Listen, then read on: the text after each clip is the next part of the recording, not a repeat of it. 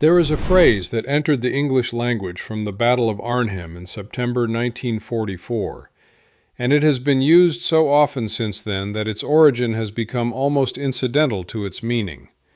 A bridge too far. The phrase was spoken by Lieutenant General Frederick Browning, the British officer who commanded the airborne element of Operation Market Garden, in a conversation with Field Marshal Bernard Montgomery before the operation began. Browning was reviewing the plan, the most ambitious airborne operation in history, involving 35,000 paratroopers dropped 64 miles behind German lines to seize a series of bridges across the canals and rivers of the Netherlands, culminating in the bridge over the Rhine at Arnhem. He had concerns. He expressed them in the specific, qualified way that a subordinate expresses concerns to a superior whose decision has already been made. He said he thought they might be going a bridge too far. Then he signed off on the plan. Then 8,800 British paratroopers were killed or captured at Arnhem over 9 days of fighting in what became the largest defeat suffered by British airborne forces in the entire war. The phrase survived. The men did not. What makes the story of Market Garden genuinely disturbing, not simply as a military failure, but as a specific, identifiable, preventable human catastrophe, is not that the operation failed. Military operations fail. The environment of war is too uncertain, too complex, too subject to the friction of real events against planned assumptions for any plan to survive contact with reality unchanged. Operations fail, commanders adjust, the war continues. What makes Market Garden disturbing is that it failed in a way that was predicted, in specific detail, by people who were doing their jobs correctly, and that those predictions were dismissed, suppressed, and in at least one case punished before the first parachute had opened. The information was present. 5 separate sources were pointing at the same problem. The system failed to use any of them. This is the story of that failure, not the story of the battle, which has been told many times, but the story of what happened in the rooms where the battle was decided before it began. To understand why the warnings were dismissed, you have to understand the mood that had produced the operation in the first place. The summer of 1944 had been, for the Allied armies in the West, a period of extraordinary success. The Normandy breakout in late July had been followed by the pursuit across France that covered distances in weeks that the planners had projected in months. Paris was liberated on August 25th. Brussels fell on September 3rd. Antwerp was taken on September 4th with its port facilities largely intact, a strategic prize of enormous importance that the speed of the advance had delivered almost as a bonus. The German Army Group B had been catastrophically mauled in the Falaise Pocket in August, losing perhaps 50,000 prisoners and enormous quantities of equipment. On September 4th, the day Brussels was liberated, Field Marshal Walter Model wrote to his superiors that he had no front to speak of, only isolated strongpoints. The mood at senior Allied headquarters in early September was the specific mood of men who believe they are watching the enemy collapse in real time. It was not an irrational mood. The evidence supported it. German forces in the West were genuinely in a desperate situation, overextended, undersupplied, the command structure disrupted by the speed of events. The mood had a specific effect on how intelligence was being processed. When an army is advancing and the enemy appears to be disintegrating, the natural cognitive tendency is to interpret ambiguous information in the direction of continued success. Reports of German weakness confirm the narrative. Reports of German strength challenge it. In the specific psychological environment of early September 1944, challenge required a higher burden of proof than confirmation. This was the cognitive environment into which Urquhart was about to walk with his photographs and his reports. But before the photographs, there was Montgomery.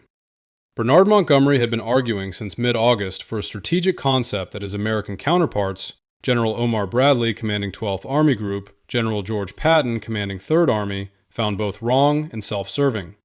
His proposal was a single, narrow, deep thrust from the Belgian border through the Netherlands into Germany, not the broad front advance that Eisenhower favored and that spread Allied pressure across the entire German position. A single thrust on a single axis, 60 miles of corridor through enemy territory, aimed at crossing the Rhine at Arnhem and outflanking the Siegfried Line. The arguments against this plan were military and logistical. Militarily, a 60-mile corridor, one road wide, was a corridor that could be cut at any point. A single effective German counterattack across the road could isolate the forces at its far end. Logistically, the Allied supply system was already under severe strain from the speed of the advance. The port of Antwerp, though captured, was not yet in use because the Germans still controlled the approaches through the Scheldt estuary, and the supply lines running all the way from Normandy were operating at their limits. Montgomery knew these arguments and had answers for them, at least on paper. He also had a personal stake in the plan that went beyond the military arguments. The summer of 1944 had been Patton's summer. The American breakout at Saint-Lô, the encirclement at Falaise, the drive across France. These operations had made Patton the most visible Allied commander of the campaign and had shifted the center of military gravity toward the American forces. Montgomery, who had been the dominant Allied ground commander in the earlier phases of the war, had watched his operational role reduced as the American armies grew larger and more capable. Market Garden, if it succeeded, would restore the British role to primacy. If it ended the war by Christmas, as Montgomery told Eisenhower it could, it would be remembered as the decisive operation of the Western Campaign, planned and commanded by a British field marshal. Eisenhower approved it. Not enthusiastically, he had reservations and he made them clear. But he approved it, partly because the logic of exploiting German weakness while it existed was genuinely compelling, and partly because of the political dynamics of managing a coalition where the British were sensitive about their diminishing role. The decision was made at the highest level. By the time the planning process reached Major Brian Urquhart, the operation had already been committed to in ways that made stopping it very difficult. On the morning of September 11, 1944, 6 days before the first parachutist would land in the Netherlands, a young British intelligence officer sat in his office at the headquarters of 1st Airborne Corps and looked at a series of aerial reconnaissance photographs. His name was Major Brian Urquhart. He was 25 years old, the chief intelligence officer for 1st Airborne Corps, and he had been growing increasingly alarmed for the past week by the reports accumulating on his desk.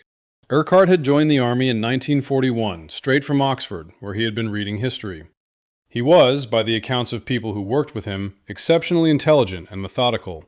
A man who took the work of intelligence seriously, in the way that young officers sometimes do, when they understand that their work determines whether other men live or die. By September 1944, he had been doing the work for 3 years, through North Africa, Sicily, and the Italian campaign, and he had developed the specific professional skepticism that good intelligence work requires. The habit of asking not what the evidence supports, but what the evidence requires.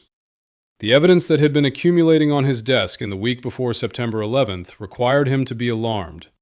The first source was the Dutch resistance.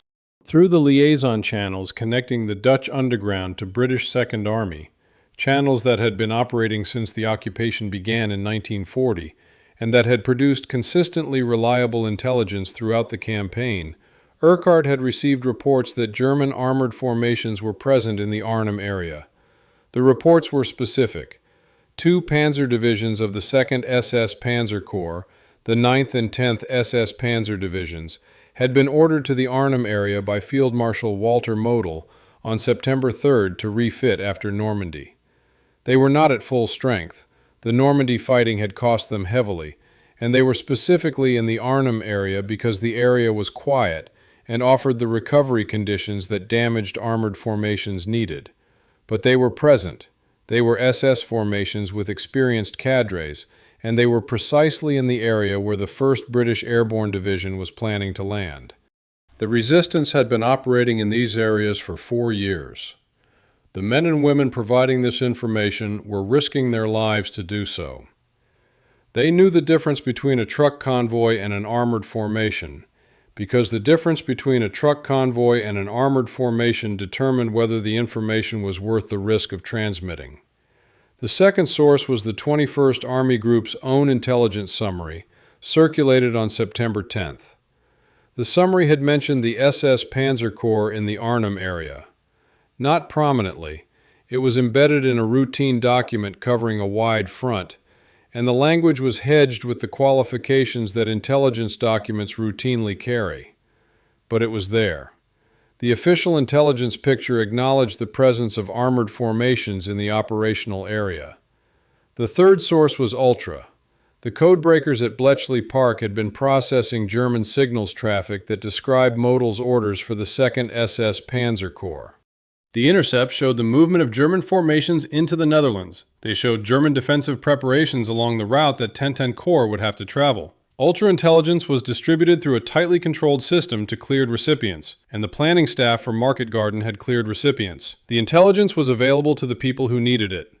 The fourth source was Urquhart himself, and the low-level reconnaissance mission he had persuaded Browning to authorize. The photographs from that mission came back to his desk in the days before September 11th. What exactly they showed has been disputed by historians for more than 70 years. Urquhart, in his post-war account, described photographs that clearly depicted German armored vehicles positioned along tree lines outside Arnhem. Modern historians examining the available records have found the evidence for this account ambiguous. It is possible that the photographs Urquhart recalled showed bridges rather than tanks, and that his memory of their specific content was shaped by subsequent events. The documentary record does not definitively resolve the question either way. What is not disputed is that Urquhart had photographs, that he had the Dutch resistance reports, that he had the ultra-derived intelligence, and that he had the 21st Army Group's own intelligence summary. 4 separate streams of information pointing in the same direction. The fifth source, which emerged after the operation was already committed, was Browning himself. He had used the phrase that would give Cornelius Ryan's account its title. He knew, at some level, that the plan exceeded what was militarily achievable. He said so, to one person, in private. Urquhart assembled what he had and brought it to Browning. Browning looked at the photographs. He looked at the reports. He told Urquhart not to worry about it, that the German formations were probably not serviceable, that even if armored vehicles were present, the Normandy fighting had likely rendered them combat ineffective, that the planning assessment of light resistance was more reliable than the specific reports of a single intelligence officer who had, perhaps, been working too hard. Then Browning called the Corps medical officer. The medical officer came to see Urquhart and told him that he appeared exhausted, that he was suffering from nervous strain, and that it would be in his best interest to take sick leave immediately. The implication was unmistakable. Urquhart later wrote that it was made perfectly clear that those who rocked the boat would be left behind. He was sent on leave. Browning, in the account that has been preserved in multiple independent sources, described Urquhart's warnings as those of a nervous child suffering from a nightmare. The nervous child was the only person in the planning process who was systematically looking at the intelligence picture and asking whether the plan was consistent with it. He was 25 years old. He was right. He was sent on sick leave. The operation launched at 1400 hours on September 17, 1944. 35,000 men in aircraft and gliders, the largest airborne fleet ever assembled, flew from bases across England toward the Netherlands in formations that stretched across the sky for 100 miles. It was, by any measure, an extraordinary spectacle, the visible expression of an industrial and military effort that had no precedent in the history of warfare. On the ground in the Netherlands, Dutch civilians who had been living under German occupation for 4 years watched the aircraft coming in. In Arnhem and the surrounding villages, people came out of their houses to watch. Some of them wept. Some of them waved. They had been waiting for liberation since 1940, and the sky was suddenly full of Allied aircraft, and it seemed like the waiting was over. The 101st American Airborne Division landed near Eindhoven at the southern end of the corridor and achieved most of its objectives on the first day. The 82nd American Airborne Division landed near Nijmegen in the middle of the corridor and began fighting for the bridges over the Vaal River. The 1st British Airborne Division landed west of Arnhem, 11 kilometers from the bridge it had been assigned to seize. The 11-kilometer distance was the product of the same planning assumptions that had dismissed Urquhart's warnings. The ground immediately adjacent to the Arnhem Bridge was assessed as unsuitable for airborne landings, too built up, too close to known German anti-aircraft positions. So the division was dropped 11 kilometers away, in open country that was suitable for landing, but meant that the paratroopers had to fight their way to their objective through territory that, according to the planning assumption, contained only light resistance. The territory contained the 9th SS Panzer Division, the specific formations that Urquhart had identified, that the Dutch resistance had reported, that the 21st Army Group's intelligence summary had mentioned, that the Ultra intercepts had described. Those formations were waiting in the woods and on the roads between the landing zones and the bridge. Lieutenant Colonel John Frost's 2nd Parachute Battalion was the only unit of the 1st Airborne that reached the Arnhem Bridge on the first day. It arrived at the northern end of the bridge at approximately 2,000 hours on September 17th, with approximately 700 men, a fraction of the force that should have been there, the others having been stopped or slowed by the German formations that the planning had not accounted for. Frost's battalion at the bridge, the rest of the division trying to reach him, the SS Panzer divisions between them. The radio communications that were supposed to coordinate this were working at a range of 3 to 5 miles in the landscape of the Netherlands, not the 15 miles that the operational distances required. The failure had been predicted before the operation, flagged by signals officers who had tested the equipment in comparable terrain and reported that the radios would not work at operational distances. Their reports had been received and not acted on. The equipment was not replaced. Frost could not communicate with the rest of his division. The division could not communicate clearly with 10-10-10 Corps, the armored formation driving up the single road from Belgium. 10-10 Corps could not understand the situation at Arnhem because the people at Arnhem could not tell them. 10-10 Corps began its advance at 14:35 hours on September 17th, approximately 30 minutes after the airborne landings began. The plan called for 10-10 Corps to drive 60 miles in 60 hours, 1 mile per hour, averaging the speed of an armored column on a single road against anticipated resistance. General Brian Horrocks, commanding 10-10 Corps, understood that this timetable was demanding. He had expressed reservations about it. His reservations had been noted. The first obstacle appeared within hours. The German forces that had been dismissed as old men and Hitler Youth turned out to include elements of trained SS units that had not been in the planning picture. The road that Dittetech Corps needed to advance along ran through terrain that channeled the column, ditches on both sides, limited room for the tanks to maneuver off the road surface, German anti-tank guns positioned to engage the lead vehicles at every choke point. The column advanced. It fell behind schedule. By the end of the first day, Dittetech Corps was several hours behind the timetable. By the end of the second day, it was further behind. The 82nd Airborne at Nijmegen was fighting for the Vaal River Bridge, and the bridge did not fall until September 20th, a day later than planned, which pushed Dittetech Corps' arrival at Arnhem a day further into the future. Frost's battalion at the northern end of the Arnhem Bridge held for 3 days and 19 hours. 3 days and 19 hours against an SS Panzer Division, without anti-tank weapons adequate for the armor they were facing, without the reinforcements that should have followed them to the bridge, without reliable communication with anyone who could have helped. The paratroopers had been briefed that they would face light resistance. They faced tanks and trained SS infantry. They had the weapons for the fight they were told they would have, and they fought the fight they actually had with those weapons, until there was nothing more to be done. On September 21st, the remnants of Frost's battalion, approximately 50 men, were overrun. Frost himself was wounded and captured.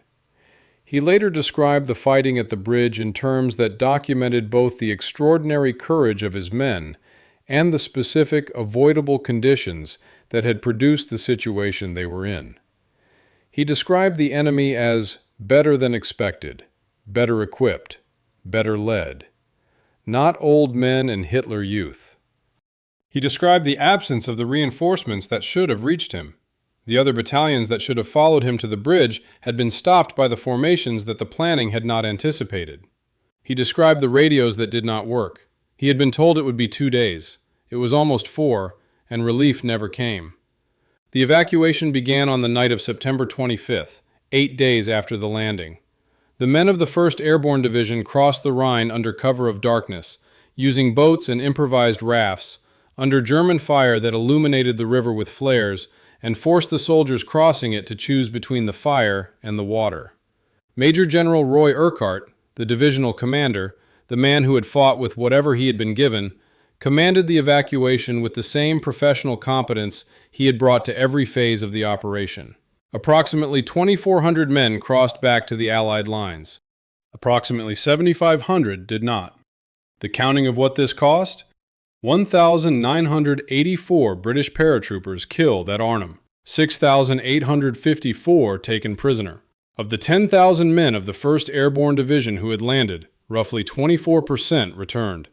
The 1st Polish Independent Parachute Brigade, inserted late into conditions that the intelligence failure had made worse than planned, sustained casualties that further reduced the count. The Guards Armored Division and other elements of 1010 Corps, fighting up the single road against opposition that was heavier and more organized than the planning had anticipated, added their own casualties to the total. The Dutch civilians of Arnhem paid a separate price. The German military, in the aftermath of the battle, forcibly evacuated the city of Arnhem and the surrounding villages. The population, over 90,000 people, was expelled from their homes in October 1944, and their homes were systematically looted by German forces. The evacuated population spent the winter of 1944-45 in appalling conditions throughout the Netherlands. The winter of 1944-45 was the Hunger Winter, in which deliberate German restriction of food supplies to the occupied Netherlands killed between 18 and 22,000 Dutch civilians from starvation. The people who had come out of their houses on September 17th to watch the Allied aircraft and wave and weep were expelled from those houses 3 weeks later and did not return until the following spring. These casualties, the Dutch civilian dead, do not appear in the casualty statistics of Market Garden because they are not categorized as military losses. They are casualties of the German occupation's response to the failed operation. They are part of what the failure cost. Urquhart was recalled from sick leave after the operation began, when it became clear that things were not going according to plan. Browning greeted him warmly when he returned to I Airborne Corps headquarters. Conversations about the current military situation were kept to a minimum. Urquhart noted the atmosphere. He noted that the confident tone of the weeks before the operation had been replaced by something more subdued. He did not say this in recrimination. His post-war memoir is notably measured about the people involved, including Browning, including Montgomery, including the entire planning process that had produced the outcome. He understood, by the time he wrote his account, something that had not been fully clear to him in the room where Browning had called him a nervous child. He understood that his dismissal had not primarily been about him or about the intelligence he was presenting. It had been about the institutional situation that the intelligence was threatening. An operation approved by Eisenhower, planned by Montgomery, committed to by the entire Allied command structure in the European theater, carrying the institutional weight of months of argument and preparation and the personal ambitions of the senior officers responsible for it, that operation could not be stopped by the photographs of a 25-year-old major, not because the photographs were wrong, because the cost of acting on them was distributed differently than the cost of ignoring them. If Browning had acted on Urquhart's warnings, if he had gone to Montgomery and said, "The intelligence picture has changed and we need to modify the operation or cancel it," the immediate cost would have been clear and personal. Montgomery's plan blocked. Browning's credibility as an advocate for the plan damaged. The airborne forces denied the operation they had been waiting for since D-Day. The political capital that Montgomery had expended arguing with Eisenhower wasted. The cost of proceeding with inaccurate intelligence was distributed differently. It would fall on the men who landed in the Netherlands, not on the men planning the operation in England. It would fall in the future, not immediately. It was hypothetical until it happened, at which point it would be too late. Abstract future costs lose, consistently, to concrete immediate ones.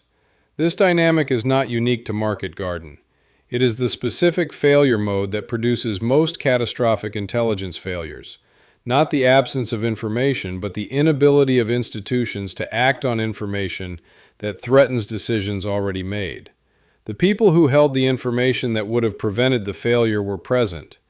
They had done their jobs. The 25-year-old intelligence officer, the Dutch resistance fighters risking execution to transmit their reports, the Bletchley Park analysts processing the German signals, they were all doing what they were supposed to do. The system that was supposed to use what they knew had been captured by its own momentum. After the war, when the records were examined and the accounts were written and the military historians began the process of reconstructing what had happened and why, a debate emerged about the specific intelligence failures of Market Garden that has continued in various forms to the present day. The debate is partly about facts, about which reports reached which desks, about whether specific photographs showed tanks or bridges, about the precise state of the 9th and 10th SS Panzer Divisions, and whether they were as capable as the resistance reports suggested. These are legitimate historical questions, and the answers matter for understanding exactly what Urquhart did and did not have on his desk on September 11th. But the debate about facts has sometimes obscured the more important question, which is not whether any single intelligence report was completely accurate, but whether the weight of evidence available before the operation should have produced a different response from the people responsible for acting on it. The weight of evidence was substantial. 5 sources, the Dutch resistance, the 21st Army Group's own intelligence summary, the Ultra intercepts, the aerial reconnaissance photographs, and Browning's own private acknowledgement that the plan might be going a bridge too far, were all pointing in the same direction. None of them was individually conclusive. Intelligence rarely is. But intelligence work is not about certainty. It is about probability. It is about the question of what the available evidence makes most likely, and what the consequences of being wrong about the most likely outcome would be. The available evidence made it likely that there were significant German armored forces in the Arnhem area. The consequence of being wrong about this, of sending lightly armed paratroopers to land in the vicinity of SS Panzer divisions under the assumption that they would face only light resistance, was the loss of those paratroopers. The planning process evaluated the intelligence and reached the conclusion that the evidence was not sufficiently reliable to change the operational assumptions. 8,800 men were killed or captured. The sentence was written before the battle began, by the specific institutional failure of a planning process that could not hear what it needed to hear, because hearing it would have required stopping what it most wanted to do. Browning had said it himself, a bridge too far. He had said it in private to one person, and then he had signed the orders. The 25-year-old who brought the photographs to his office did not get to hear it. He was already on sick leave by the time Browning said it.